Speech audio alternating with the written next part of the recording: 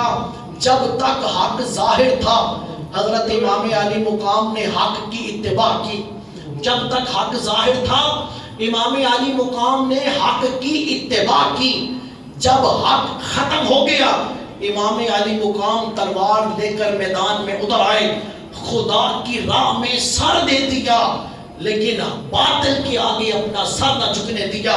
حضرت فیض عالم کی الفاظ ہیں, پھر سنیے, کہا جب تک حق ظاہر تھا امام علی مقام حق کی اتباع میں رہے, حق کی پیروی کرتے رہے. حق ظاہر تھا, نانا مصطفیٰ کے دور میں حق کی پیروی میں رہے. حق ظاہر تھا, حضرت صدیق اکبر کے زمانے میں حق کی پیروی کرتے رہے. حق ظاہر تھا, حضرت فاروق اعظم کے زمانے میں حق کی پیروی کرتے رہے. حق ظاہر تھا, حضرت عثمان غنی کے زمانے میں حق کی پیروی کرتے رہے. حق ظاہر تھا, حضرت شیر خدا کے زمانے میں حق کی پیروی کرتے رہے. حق ظاہر تھا, حضرت امام حسن کے زمانے کے اندر حق کی پیروی کرتے رہے. حق ظاہر تھا, حضرت امیر معاویہ کے زمانے کے اندر حق کی پیروی کرتے رہے.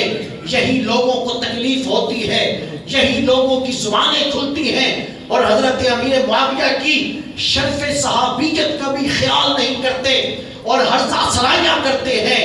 سامعین محترم, حضرت فیض عالم نے لکھا جب تک حق ظاہر تھا آپ حق کی اتباع کرتے رہے. 30 سال تک, سن 40 ہجری تک حضرت امام علی مقام حضرت امام حسن کی حکومت تھی. 40 ہجری کے بعد حضرت امیر معاویہ مسند خلافت کے اوپر تھے. حق ظاہر تھا, آپ حق کی پیروی کرتے رہے.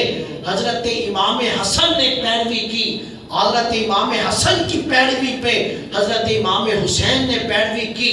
اگر یہاں حق مفقود ہو جاتا, حضرت امیر معاویہ پہ آ کے حق ختم ہو جاتا تو یہاں تلوار لے کر نکل آتے. حق ظاہر تھا تو آپ نے حق کی پیروی کی. اہل تشیع حضرات کے اندر یہ فرقہ پایا جاتا ہے جو امام حسن مجتبی کا نام نہیں لیتا, امام حسن مجتبی کا, امام حسن مجتبی کے بیٹوں کا نام نہیں لیتا. کیوں نہیں؟ اس لیے کہ آپ نے خلافت حضرت امیر معاویہ کو عطا کر دی. سامعین محترم, ہم اہل سنت و جماعت کا یہ عقیدہ ہے کہ حق ظاہر تھا, حضرت امیر معاویہ کے زمانے میں امام حسن نے پیروی کی, آپ کے بعد امام حسین نے پیروی کی. دوستو پھر یہاں پر لوگ بات کرتے ہیں کہ حضرت امام حسن نے جو خلافت دی تھی وہ پریشر میں آ کے کی تھی, آپ دباؤ میں آ کے تھے. دباؤ میں آ کے آپ نے حضرت امیر معاویہ کے ہاتھ کے اوپر بیعت کی. یہ یاد رکھیے, دباؤ اوروں کے لیے تو ہو سکتا ہے لیکن علی کے بیٹوں کے لیے دباؤ نہیں ہو سکتا. لوگوں شیر تھے, شیر کی اولاد تھے, کسی کا کوئی دباؤ نہ تھا. یہ لفظ کس نے بولے تھے؟ حضرت عثمان غنی سے حضرت امام حسن نے بولے تھے. جب 3000 لوگ حضرت عثمان غنی کو شہید کرنے کے لیے آئے, امام حسن نے, آپ نے حضرت عثمان غنی سے جا کے کہا تھا کہ اے امیر المومنین, صرف آپ نے اشارہ کرنا ہے, یہ 3000 جو آئے بیٹھے ہیں ان 3000 کی کوئی اوقات نہیں ہے, میں تنے تنہا ان 3000 کو مدینے میں سے بھگا دوں گا, ان کا ختم کر دوں گا, پرخچے اڑا کے رکھ دوں گا, صرف آپ اجازت دیں. حضرت عثمان غنی نے کہا کہ اے میرے بھائی کے بیٹے, اجازت تو دوں لیکن دیکھ تو صحیح شہر کون سا ہے, شہر میرے مصطفیٰ کا ہے. میں نہیں چاہتا کہ میرے مصطفیٰ کے شہر میں میری وجہ سے خون ریزی ہو.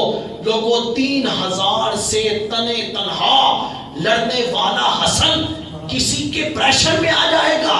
عقل سے بالا تر بات ہے. آگے چلیے, پھر یہ لوگ بات کرتے ہیں کہ حضرت امام حسن نے اوپر سے بیعت کی تھی, اوپر سے مانا تھا, دل سے نہیں مانا تھا.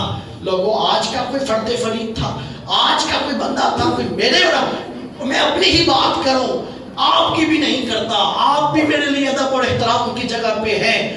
نفاق میرے جیسوں کے لیے تو ہو سکتا ہے ارے بے ادبوں اور گستاخوں، نفاق اٹھا کے حضرت مولا حسن کے ساتھ لگاتے ہو اور اتنی بڑی بے ادبی اور گستاخی کرتے ہو کہ حسن نے بیعت کی تو اوپر سے کی، دل سے نہ کی۔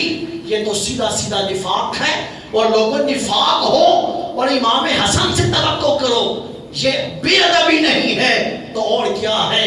تم کس کو گستاخی کہتے ہو؟ یہ گستاخی نہیں تو اور کیا ہے؟ بلکہ یہ سنیے، حضرت امام حسن نے اگر اوپر سے بیعت کی تھی تو پھر حسین بھی اوپر سے بیعت کر لیتے، اوپر سے بیعت کر کے حسین بھی اپنا سارا خاندان بچا لیتے۔ لیکن سمجھ لو اس بات کو، یہ علی کا گڑھ ہے، یہ علی کا خون ہے، سیدہ خاتون جنت کا دودھ ہے، میرے مصطفیٰ کا یہ فیض تھا۔ براہ راست حضرت امام حسن امام حسین کو لبوں کو نانا مصطفیٰ نے چوما تھا۔ لوگوں جن کے ساتھ ہوئے، اوپر سے بھی ہوئے اور اندر سے بھی ہوئے، زبان سے بھی ہوئے اور دل سے بھی ہوئے، جن کے ساتھ نہیں ہوئے، نہ زبان سے ہوئے نہ دل سے ہوئے۔ سامعین محترم، مولا حسن امیر معاویہ کے ساتھ ہوئے، اوپر سے بھی ہوئے، زبان سے بھی ہوئے اور دل سے بھی ہوئے۔ امام حسین نے یزید سے جنگ کی، ظاہر سے بھی جنگ کی اور باطن سے بھی جنگ کی۔ اس لیے کوئی یہ کہے کہ اوپر سے کی ہے تو یہ مولا حسن کی بے ادبی ہے، یہ گستاخی ہے جو یہ جملہ بولے۔ حق ظاہر تھا، حضرت امام حسن نے بیعت کی، حق ظاہر رہا اور تھوڑی دیر ظاہر نہیں رہا، تھوڑی دیر ظاہر نہیں رہا۔ سن 40 ہجری کے اندر، 40 ہجری کے اندر حضرت امیر معاویہ کو حضرت امام حسن نے خلافت بخشی۔ 20 سال حضرت امیر معاویہ پوری سلطنت کے امیر رہے، 20 سال تک حق ظاہر رہا۔ حضرت امام علی مقام حق کی اتباع میں رہے، حق کی اتباع میں رہے۔ اس کے بعد پھر کیا ہوا؟ حضرت فیض عالم نے لکھا، پھر حق مفقود ہو گیا، پھر حق ختم ہو گیا، حق نظر نہیں آیا تو امام علی مقام تلوار لے کر میدان میں اتر گئے، اور پھر تلوار لے کر میدان میں اترے، اپنی جان دے دی، لیکن باطل کی آگے اپنا سر جھکنے نہ دیا۔ سامعین محترم، آپ پوچھیں گے آپ کہ حق مفقود کیسے ہوا؟ حضرت امیر معاویہ کے بعد یزید لعین تخت نشین ہوا، یزید لعین تخت کے اوپر آ کے بیٹھ گیا، اور یہ پہلی بار ہوا۔ اسلامی حکومت کا یہ شاعر ہی نہیں ہے کہ باپ کے بعد بیٹا حکومت کے اوپر بیٹھے، تخت کے اوپر بیٹھے، کہ پہلی بار ہوا۔ یہ کیسر و کسریٰ کا طریقہ ہے، کیسر و کسریٰ کا طریقہ ہے، یہ مسلمانوں کا طریقہ نہ تھا کہ باپ کے بعد بیٹا آ کے بیٹھ جائے۔ باپ کے بعد پہلا بیٹا آ کے بیٹھا جس کا نام یزید تھا، اور یزید کے اوپر آ کے حق مفقود ہو گیا۔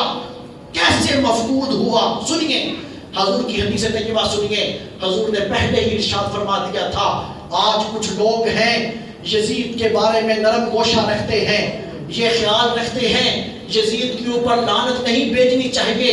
سامعین محترم سنیے میرے اور آپ کی آقا مولا کی حدیث طیبہ، حضور نے ارشاد فرمایا، میری امت کا معاملہ عدل و انصاف کے اوپر رہے گا، میری امت اپنے دین کے اوپر قائم دائم رہے گی۔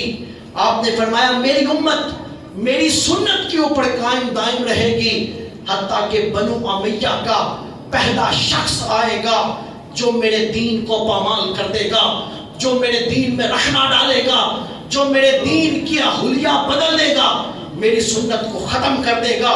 حضور نے ارشاد فرمایا اس بنو امیہ کے پہلے شخص کا نام یزید ہوگا، وہ یزید ہوگا، پہلا شخص وہ یزید ہوگا۔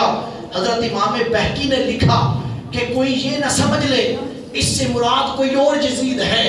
حضرت امام بہقی نے کہا کہ نہیں، اس سے مراد وہ ہے، ھذا رجل ہوا یزید ابن معاویہ ابن ابی سفیان، کہا یہ یزید وہی ہے جو حضرت امیر معاویہ کا بیٹا ہے، ابو سفیان کا پوتا ہے، یہ وہی یزید ہے جس کے بارے میں حضور ارشاد فرما کے گئے کہ میری سنت کو بدل دے گا، دین میں رکھنا ڈالے گا، عدل و انصاف کو ختم کر دے گا۔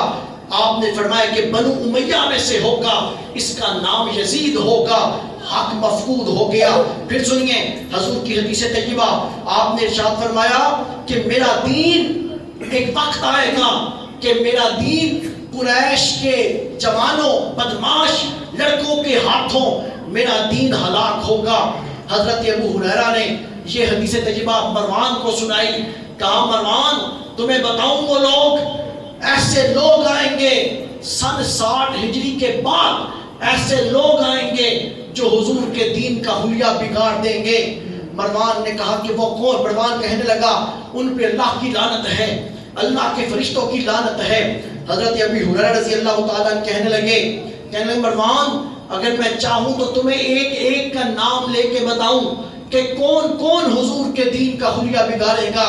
اور حضرت ابو ہریرہ رضی اللہ تعالیٰ عنہ آپ بازاروں میں چلتے تھے، بازاروں میں چلتے یہ دعا کرتے تھے کہ مولا مجھے سن 60 ہجری سے پہلے پہلے اٹھا لینا، میری آنکھیں وہ منظر نہ دیکھیں جو حضور کہہ کے گئے کہ وقت آئے گا کہ وہ شخص آئے گا آ کے میرے دین کو ہلاک کر دے گا، میرا دین اوباش لڑکوں کے ہاتھوں میں جائے گا۔ اے میرے مولا اس وقت سے پہلے پہلے مجھ ابی ہریرہ کو اٹھا لینا، میں جیتے جی وہ منظر نہیں دیکھ سکتا کہ کوئی میرے مصطفیٰ کے دین کی حدوں کو توڑے۔ سامعین محترم اب یہ بات عینی شاہد ہے، اس کے اوپر کوئی دوسری رائے نہیں ہے۔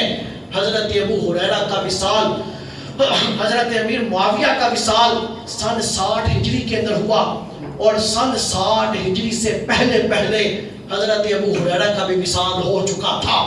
حضرت امیر معاویہ کا وصال سن 60 ہجری میں ہوا، 61 ہجری کا آغاز ہے، اور حضرت یزید آ کے حکومت کے اوپر تخت نشین ہو جاتا ہے۔ یزید آ کے تخت نشین ہوا، رسول اللہ صلی اللہ علیہ وسلم کی ساری بتائی ہوئی علامتیں پوری ہوئیں۔ کس طرح پوری ہوئیں؟ اس طرح پوری ہوئیں، حضرت ضیاء الامت نے اپنے مقالات کے اندر یہ بات لکھی۔ حضرت ضیاء الامت نے لکھا کہ امام عالی مقام نے کربلا کے اندر خطبہ دیا، اس خطبے کے اندر آپ نے یہ ارشاد فرمایا، آپ نے فرمایا لوگوں یزید کی کسی بھی صورت کے اندر بیعت نہیں ہو سکتی، اس لیے کہ یزید نے حلال کو حرام کر دیا ہے، حرام کو حلال کر دیا ہے، نشے میں مست رہتا ہے، زنا سے ہر وقت لبریز رہتا ہے، لونڈیوں اور لونڈوں کو پالتا ہے اور انہی کے ساتھ کھیلتا ہے۔ آپ نے یہ لکھا کہ شراب کے نشے کے دودھ کے اندر، نشے کے دودھ میں یہ یزید نمازوں کو ضائع کرتا ہے۔ فرمایا کہ نمازوں کو ضائع کرے جو شخص، شراب نوشی کو عام کرے جو شخص، حلال کو حرام کرے، حرام کو حلال کرے، میں حسین ایسے شخص کی کبھی بھی بیعت نہیں کر سکتا۔ یہ خطبہ تھا آپ کا میدان کربلا کے اندر۔ اور دوستو پھر جس وقت یزید تخت نشین ہوا، اس نے خط لکھا مدینے کے گورنر کی طرف کہ حسین بن علی سے کہہ دو کہ میری بیعت کرے۔ حضرت امام علی مقام نے یہاں پر مکتبہ اہل حدیث کے لوگ کہتے ہیں، امام علی مقام نے کہا کہ مجھے سوچنے کا وقت دو، مجھے سوچنے کا وقت دو، پھر بتاتا ہوں تمہیں۔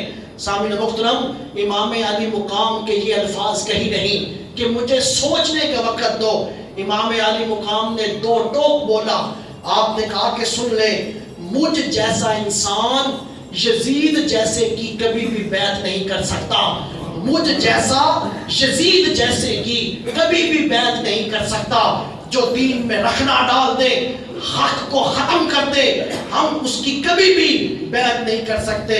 سامعین محترم اب یہ وقت آیا تھا، 60 سالوں کے بعد یہ وقت آ گیا کہ حق مفقود ہو گیا۔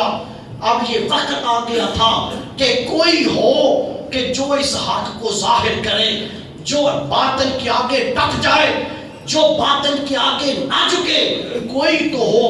کسی نے کہا تھا امت رخ پڑتا چلی سی، امت رخ پڑتا چلی سی، سید دسیا قبلہ ہو رے، امت رخ پڑتا چلی سی، سید دسیا قبلہ ہو سی، کوفے عشق نتارا کیتا کہنا ہو رے، کرنا ہوڑے عشق سکھایا دوویں ایک نہیں روزہ ہوڑے فاقہ ہوڑے فاقے کو روزے کا نام مت دو مت فاقے کو روزے کا نام دو تمہیں بتاتے ہیں کہ حق کیا ہے اور باطل کیا ہے امام علی مقام نے کہا کہ پھر ہم چھپ کے بیعت کرنے والے نہیں ہیں امام حسن نے بیعت کی تھی تو سر عام بیعت کی تھی حضرت امیر معاویہ کے ہاتھ کے اوپر کوئی ڈکی چھپی نہ تھی اور ہم بیعت کریں اور چھپ کے کریں ناممکن بات ہے اور فرمایا کہ پھر یزید کی کرنی پڑے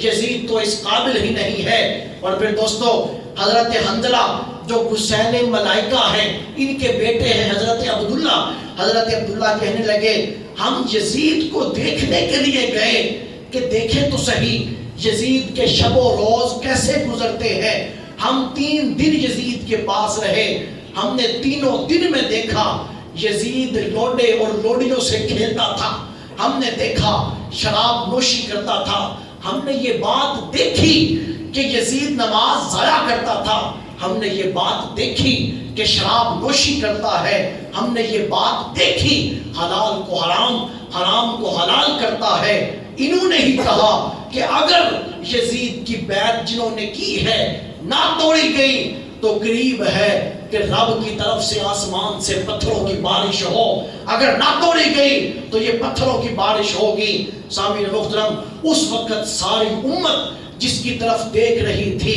وہ کوئی اور نہ تھا وہ تیرے اور میرے مصطفیٰ کا نواسا تھا جو تنے تنہا تھا اکیلا تھا وہ حضور کا وہ بیٹا تھا اپنے نانے کے اپنے جو جد اعلیٰ کے مشن کی ایسی آبیاری کی کہ حضور فیض عالم نے لکھا خدا کی راہ میں تلوار لے کے نکل آئے سر قربان کر دیا سر قربان کیے بغیر آپ نے آرام نہ پایا مدینہ چھوڑا مکہ چھوڑا مکے چھوڑ کے کربلا میں آگے کربلا میں آن پہنچے کربلا تک بات تھی کہ کوفے والے کہہ رہے تھے آئیے ہمارے ساتھ ہم آپ کی بیعت کرتے ہیں ہم یزید کو تسلیم نہیں کرتے لیکن یزید کی طرف سے جب گورنر بدلا گیا جب پریشر آیا کوفے والوں نے آپ کی بیعت کو توڑ دیا اور کوفے والوں کا یہ جملہ تو بڑا ہی مشہور ہے کہ کوفی لا یوفی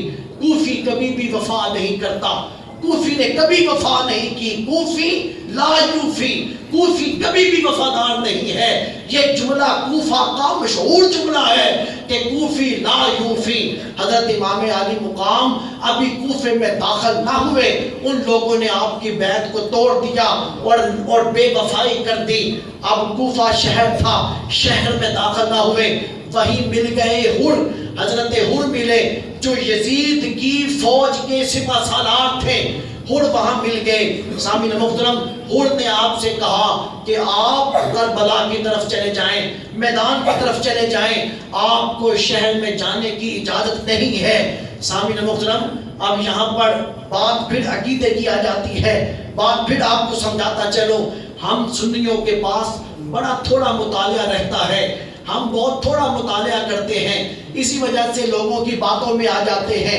اسی لیے رک رک کے آپ کے بتاتا ہوں کہ کبھی جواب دینا پڑے کسی کو آپ جواب دے سکیں اب یہاں پر لوگ انگلی اٹھاتے ہیں کہ حضرت ابو سفیان کو ہم ابو سفیان کو نہیں مانتے سامعین محترم ساری زندگی حضرت ابو سفیان نے حضور کی دشمنی کی ہے ساری زندگی کی ہے آخری موقع کے اوپر فتح مکہ کے موقع کے اوپر ابو سفیان نے کلمہ پڑھا مسلمان ہوئے حضور نے پچھلا سارا کچھ معاف کر دیا سامعین محترم جب حضور نے معاف کر دیا تو پھر کوئی دوسری بات نہیں رہتی جب حضور نے معاف کر دیا تو اب دل کے اندر کوئی دوسری بات نہیں ہے حضور نے معاف کر دیا تو اس کا مطلب یہ ہے کہ اب آپ کے ساتھ حضرت کا لفظ بھی لگتا ہے اور رضی اللہ تعالی عنہ کا لفظ بھی لگتا ہے لیکن ان کو یہ بات یوں سمجھ نہیں آتی ان کو بات سمجھانی ہو تو یوں سمجھائیں پوچھئے حضرت امام علی مقام جب مکہ سے چلے تھے تو کیا کربلا کی طرف جانے کے لیے چلے تھے آپ مکے سے جب چلے تھے تو کربلا آپ کی منزل تھی وہ بتائیں گے کہ کربلا آپ کی منزل نہیں تھی آپ کی منزل تو کوفہ تھا آپ نے تو کوفے آنا تھا، اہل کوفہ نے آپ کو بلایا تھا، اہل کوفہ نے بلایا تھا، کوفہ شہر آپ کی منزل تھی، کربلا آپ کی منزل نہیں تھی۔ تو پھر پوچھو تو صحیح، کربلا میں کون لے کے گیا امام علی مقام کو؟ کون لے کے گیا؟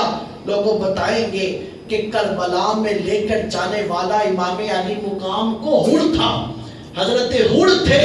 سامعین محترم، پھر پوچھئے ان سے، یہ چھوٹی غلطی ہے، ہڑ کی یہ غلطی چھوٹی ہے کہ کربلا کے میدان میں لایا کھر اور سارا خاندان نبوت وہاں پہ شہید ہو گیا۔ سامعین محترم، ان سے پوچھئے تو وہ کیا کہیں گے؟ وہ یہ بات کہیں گے کہ ہڑ کو حسین نے معاف کر دیا تھا۔ جب ہڑ کو حسین نے معاف کر دیا تھا تو ہمارا کوئی گلہ شکوہ نہیں۔ پھر میں یہیں پہ رک کے کہتا ہوں کہ نواسے کی معافی تو سمجھ میں آتی ہے، نانے کی معافی سمجھ میں نہیں آتی تم لوگوں کو۔ حسین نے معاف کیا تو ہڑ سے ہڑ علیہ السلام بن گئے، اور نانے نے معاف کیا تو وہ ابو سفیان سے ابو سفیان رضی اللہ تعالیٰ عنہ نہیں بنے۔ سامعین محترم، صرف بات سمجھنے کی ہے۔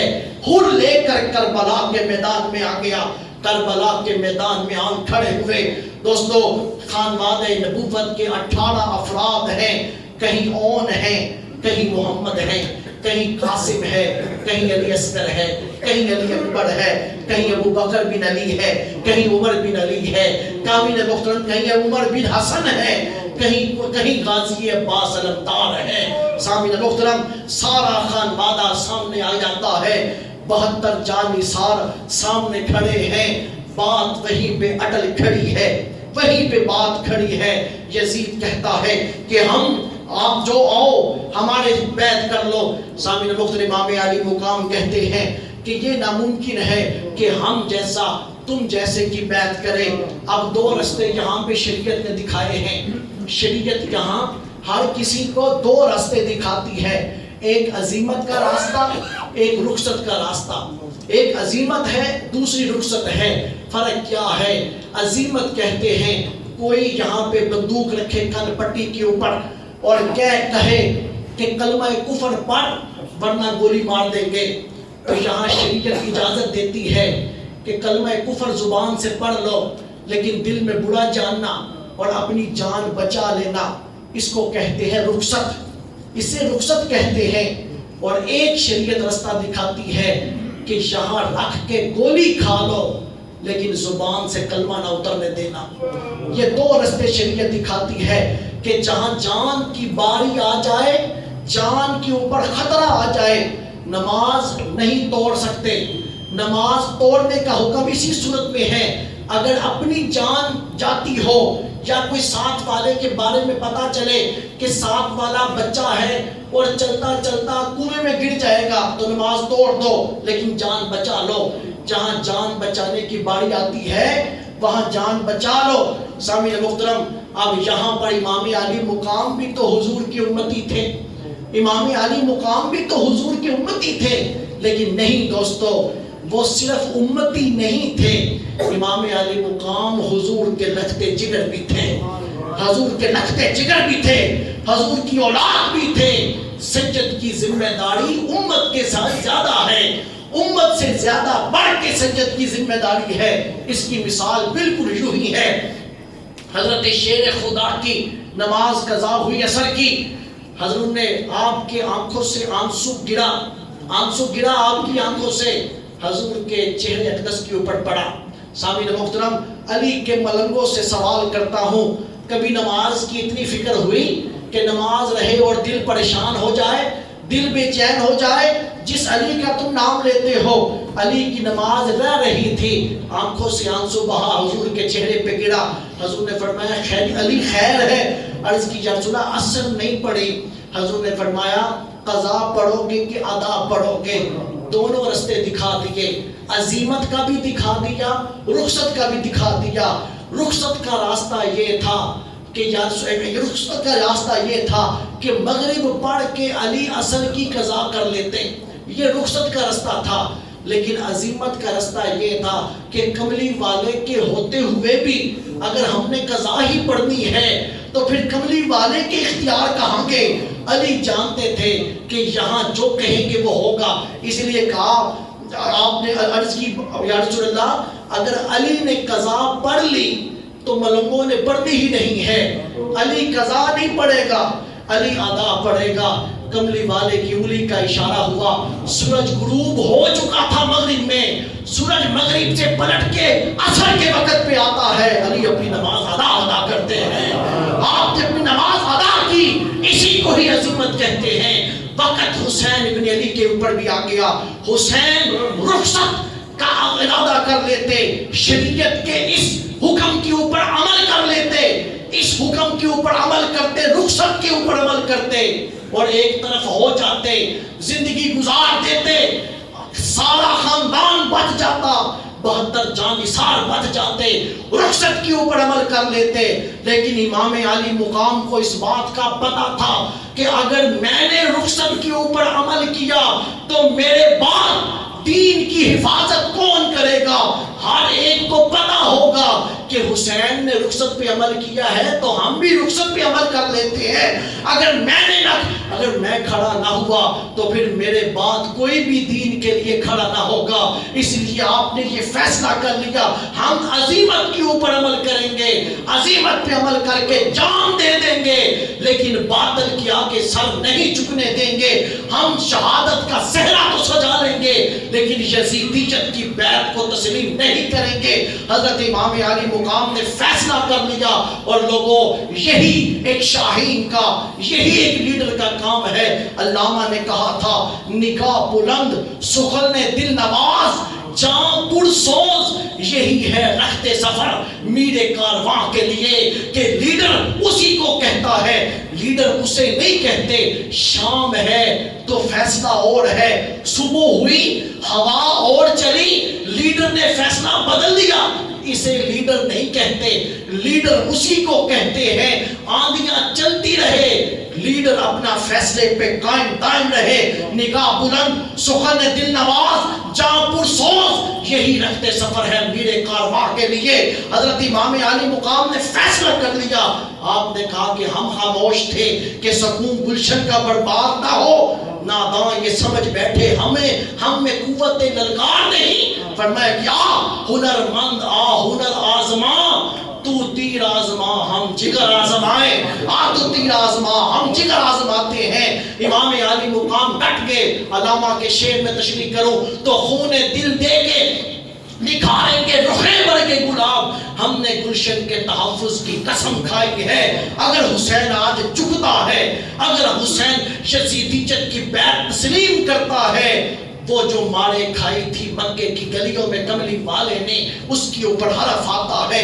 حضور جو یاروں میں بیٹھ کے روئے حرف آتا ہے، حضور کاروں میں بیٹھ کے روئے حرف آتا ہے۔ ابو بکر کی صداقت نہیں رہتی، عمر کی عدالت نہیں رہتی، عثمان کی حیا نہیں رہتی، علی کی شجاعت نہیں رہتی، حسن کی حسن تدبیر نہیں رہتی۔ اگر حسین یزید کا حصہ بن جاتے ہیں تو کچھ بھی باقی نہیں رہتا۔ حسین ابن علی نے پھر وہ کر کے دکھایا جو ایک بیٹے کا حق بنتا ہے، جو ایک امام کا حق بنتا ہے۔ حسین ابن علی نے پھر وہ کر کے دکھایا۔ امت رخ پر تاج چلنی سی، سید دسیا کہ قبلہ ہوڑے، امام علی مقام ڈٹ کے کھڑے تھے۔ سامعین محترم، رات عاشورے کی تھی۔ آپ نے کہا لوگوں چلے جاؤ یہاں سے، تمہیں اجازت دیتا ہوں۔ یزید کو اگر کسی کے ووٹ کی ضرورت ہے تو صرف میرے ووٹ کی ضرورت ہے، اور کسی کے ووٹ کی ضرورت نہیں ہے، وہ صرف مجھے دیکھ رہا ہے۔ جاؤ عباس تم بھی چلے جاؤ، علی اکبر تم بھی چلے جاؤ، جاؤ 72 جانثاروں تم بھی چلے جاؤ، تمہیں اجازت دیتا ہوں، نہ دنیا میں شرمندہ ہونے دوں گا، نہ آخرت میں شرمندہ ہونے دوں گا۔ سامعین محترم، کیا حسین لوگ تھے وہ، سب کیا حسین لوگ تھے۔ اس موقع پہ تو آگے بڑوں بڑوں کی ٹانگیں کانپ جاتی ہیں، بڑے بڑوں کی سوچوں کے دائرے بدل جاتے ہیں۔ کیا حسین وہ لوگ تھے اور کیا حسین منظر تھا۔ امام علی مقام چراغ بھی بجھا بیٹھے تھے لیکن کھڑے رہے۔ چراغ جلتا ہے، ایک بھی اپنی جگہ سے 1 انچ کے لیے بھی نہیں سرکتا۔ حسین ابن علی کہتے ہیں جاتے نہیں۔ عرض کی کہاں جائیں؟ جنت بھی یہی ہے اور مالک جنت بھی یہی ہے. یہاں سے اٹھ کے کہاں جائیں کوئی اور ہو. قرآن کہتا ہے یوم ندعو کل اناس بامامہم، ایک وقت آئے گا قیامت کا ہم لوگوں کو بلائیں گے تو ان کے امام کے ساتھ بلائیں گے. امام مقتدیوں کو بلایا جائے گا کہ اپنے اپنے امام کے ساتھ آ جاؤ. میں کہتا ہوں کربلا کی خاک کے اوپر جو لاشیں تر پہ قربان جاؤں، کل تمہیں پکارا جائے گا تو تم امام علی مقام کی امامت میں اٹھ کے آ رہے ہوگے کہ یوم ندعو کل اناس بامامہم، اپنے اس لوگ عام امام کے ساتھ اٹھ کے جائیں گے. تمہارا مقام کیا ہے کہ تم امام علی مقام کے ساتھ اٹھ کے جا رہے ہوگے. تمہاری سنگت امام علی مقام کے ساتھ ہوگی. شب عاشورہ گزرتی ہے، یوم عاشورہ آ جاتی ہے. سامعین محترم، وفاداروں نے اپنا حق وفا ادا کیا. لوگوں کہیں قاسم گئے، علی اصغر گئے، کہیں علی اکبر گئے، کہیں ایک ایک کر کے خانوادہ رسول جاتے رہے. دوستو قربان جاؤں، حضرت غازی عباس علمدار کے عباس حضرت سیدہ کائنات کے بطن میں سے نہیں تھے لیکن مولا علی کی اولاد تھے. سامعین محترم، عباس آپ کی سگی ماں سے نہ تھے، آپ کی دوسری والدہ سے تھے. عباس ڈٹے رہے. آج کون سگا بھائی آج بھائی کا ساتھ نہیں دیتا، لیکن عباس نے ایسا ساتھ دیا کہ وفا کا نشان بن گیا. وفا کا نشان بن گیا. عباس کا مطلب بھی شیر ہی ہے. سامعین محترم، عباس کا مطلب شیر ہے. حضرت غازی عباس علمدار نے وفا کا وہ حق ادا کیا، رہتی دنیا تک وفا کا نشان بن گئے، وفا کا استعارہ بن گئے. اور خانوادہ نبوت کے اندر حضور سے کوئی بات منوانی ہو، حضور سے کوئی بات منوانی ہو تو سیدہ کائنات کی سفارش کرتے ہیں، اور سیدہ کائنات سے کوئی بات منوانی ہو تو غازی عباس علمدار کی سفارش کرتے ہیں. اگر سیدہ کائنات سے کوئی بات منوانی ہو، سامعین محترم، ایسا حق وفا ادا کیا. پھر وقت تھا امام علی مقام، آپ جا کے یزیدیوں کے سامنے کھڑے ہو جاتے ہیں. دوستو بہت ساری باتیں بہت ساری کی جا سکتی ہیں، لیکن اتنی سی بات ہے، حضرت امام علی مقام کھڑے ہو گئے. آپ کھڑے ہوئے.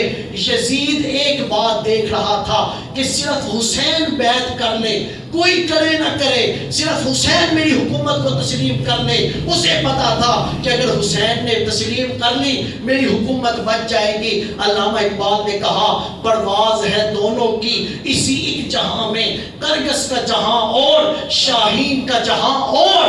لوگوں، یزید حکومت بچا رہا تھا، حسین اپنے نانے کا دین بچا رہا تھا. کہ دونوں کی سوچ، دونوں کی کرگس، دونوں پرواز ہے دونوں کی اسی جہاں میں، کرگس کا جہاں اور شاہین کا جہاں اور. امام علی مقام نے آپ نے سامنے جا کے کھڑے ہو گئے اور آپ کہنے لگے لوگوں ابھی بھی میں تمہیں اتمام حجت کے لیے کہہ رہا ہوں، اپنی آنکھیں کھولو، کس کے ساتھ جنگ کر رہے ہو، کس کا ساتھ دے رہے ہو. سامعین محترم، آواز آتی ہے چل حسین جلدی کر، ہم نے نماز بھی پڑھنی ہے. حضرت شیخ القرآن یہاں کہا کرتے تھے بلے و نمازیوں، دین کے گلے پہ چھری چلا کے کون سی نماز پڑھنا چاہتے ہو کہ دین کے گلے پہ چھری چلا رہے ہو اور نماز پڑھنا چاہتے ہو.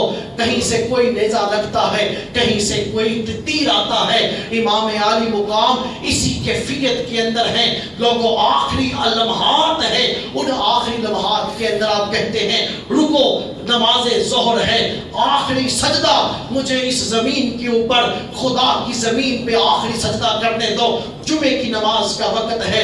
امام علی مقام اسی کیفیت کے اندر تیروں کے، نیزوں کے، تلواروں کے، زخموں کے ساتھ آپ سر سجدے کے اندر رکھ دیتے ہیں. سامعین محترم، آپ نے سر سجدے کے اندر رکھا، آگے بڑھ کے یزید لعین کے نمائندے نے آپ کا سر تن سے جدا کر دیا.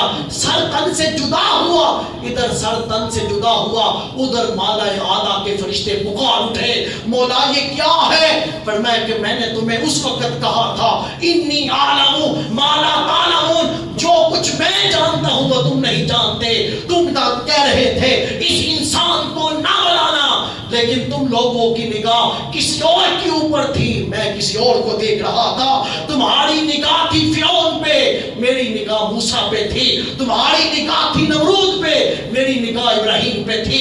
تمہاری نگاہ ابو جہل پہ تھی، میری نگاہ محمد مصطفیٰ کو دیکھ رہی تھی۔ تمہاری نگاہ میں یزید تھا، میری نگاہ میں حسین ابن علی تھا۔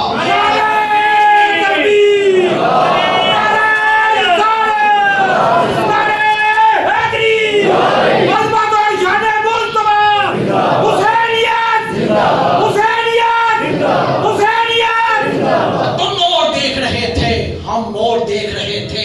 تمہاری نگاہیں کہیں اور تھی، ہماری نگاہیں کہیں اور تھی۔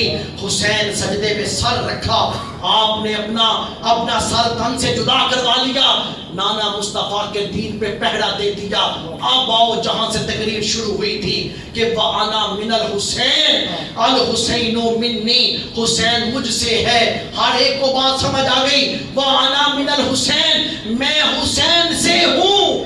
لوگوں، حسین زہرا کی گود میں تھے، نانا مصطفیٰ کی گود میں تھے، حسین حضور سے تھے۔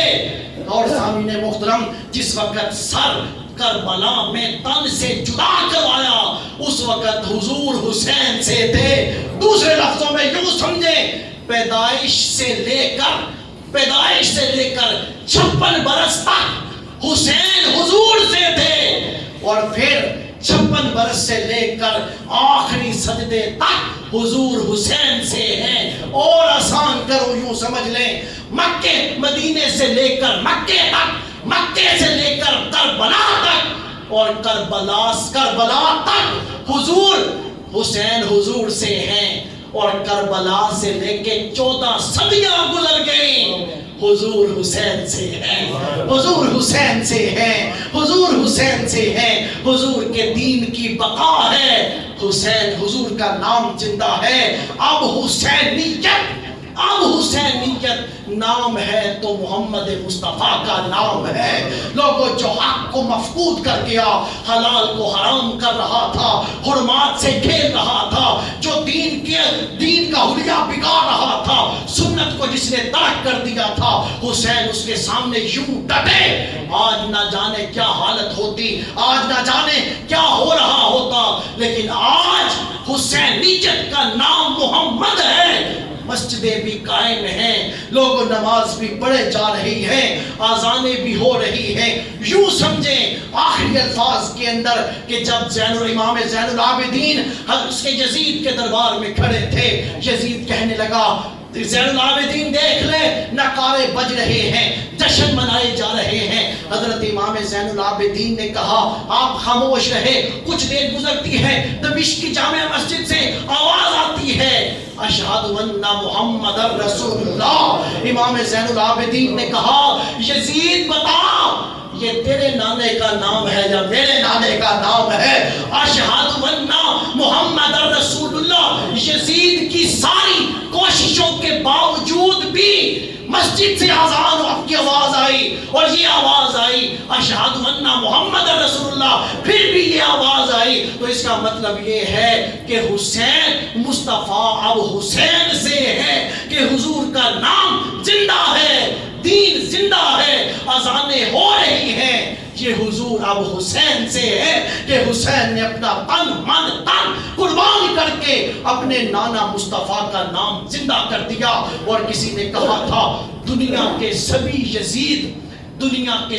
یزید اسی غم میں مر گئے، دنیا کے سبھی یزید اسی غم میں مر گئے۔ سر تو مل گیا پر بیعت نہ ملی، سر مل گیا بیعت نہ ملی۔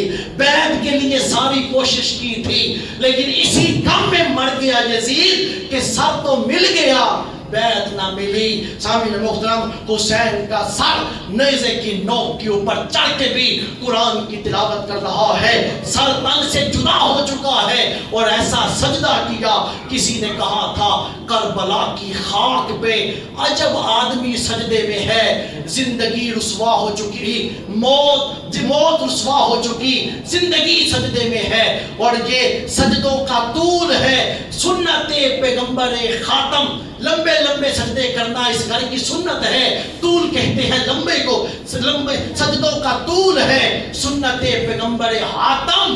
کل ایک نبی سجدے میں تھے، آج ایک ولی سجدے میں ہے، اور لوگوں حضور نے فرمایا جس حالت میں جو مرے گا کل قیامت والے دن اسی حالت سے اٹھایا جائے گا۔ حسین ابن علی سجدے کی حالت میں اس دنیا سے گئے، کل اٹھائے بھی جائیں گے تو سجدے کی حالت کے اندر اٹھائے جائیں گے، اور پھر قربان جاؤں سامعین محترم، قربان جاؤں، گفتگو ختم ہی نہیں ہو رہی، قربان جاؤں، امام علی مقام کا در کہاں پڑا ہے، جسم کہاں ہے امام علی مقام کا؟ امام علی مقام کا جسم ہے کربلا کے میدان کے اندر، جہاں کوئی گزرتا نہ تھا، امام نے جنگل کے اندر منگل بنا دیا۔ سامعین محترم، نانے نے عرش پہ پیر رکھا، عرش کو عرش مولا بنا دیا، نواسے نے کربلا میں پیر رکھا، کربلا کو کربلائے مولا بنا دیا، لوگوں یہاں سے کوئی گزرتا نہ تھا، جنگل میں منگل بنا دیا۔ حسین کا جسم پڑا ہے کربلا کی خاک پہ، اور سر کہاں ہے؟ سر کدھر ہے؟ سر جسم کے ساتھ نہیں ہے، آج بھی نہیں ہے، آج بھی نہیں ہے، سر کہاں ہے؟ مصر کے اندر چلے جائیں، اسلام کی سب سے بڑی یونیورسٹی جسے جامعہ الازہر کہا جاتا ہے، ایک کونا جامعہ الازہر کا گیٹ ہے اور دوسرے کونے میں ایک دربار ہے۔ سامعین محترم، ایک کونا جامعہ الازہر کا ہے اور دوسرا کونا امام علی مقام کے سر انور کا ہے، اس جگہ کے اوپر امام علی مقام کا سر انور ہے۔